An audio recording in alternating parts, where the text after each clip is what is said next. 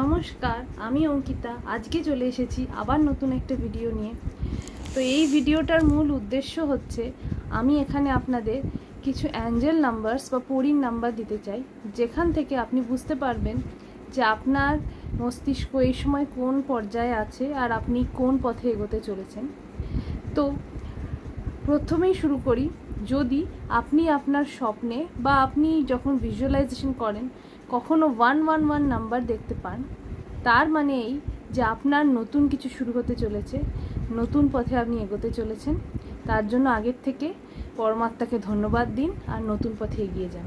যদি কখনো আপনি 222 দেখতে পান আর খুব বেশি এই 222 দেখতে পাচ্ছেন, তার অর্থ হলো আপনি যে রাস্তায় এখন হাঁটছেন সেটা সঠিক রাস্তা, আর এই রাস্তায় আপনাকে এগোতে হবে, আরও বেশি পরিশ্রম করতে হবে, আরও বেশি ভিজুয়ালাইজ করতে হবে, আর আপনার স্বপ্নকে পূরণ করতে হবে।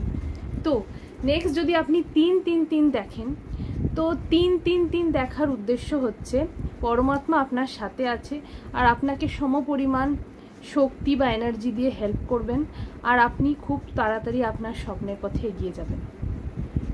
চতুর্থ, যদি আপনি 444 এই নাম্বারটা দেখেন, তার অর্থ হচ্ছে আপনি প্রোটেক্টেড বা আপনি বেষ্টনীর দ্বারা সমাহিত আছেন।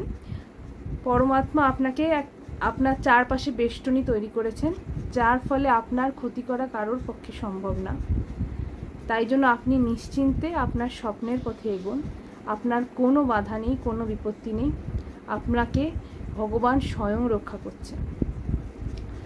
আর পঞ্চম, যদি আপনি 555 দেখেন, এর মানে হচ্ছে যে আপনার জীবনে খুব বড় একটা পরিবর্তন আসতে চলেছে।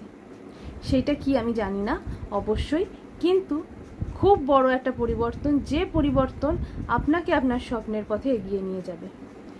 এরপরে বলি, যদি আপনি 666 দেখতে পান বা 777 দেখতে পান, তার অর্থ হলো যে আপনি যে রাস্তায় এতদিন হাঁটছেন, যেখান থেকে বেরিয়ে আপনি সত্যের পথে এগোবেন আর সেখানে আপনি সফলতা অর্জন করবেন।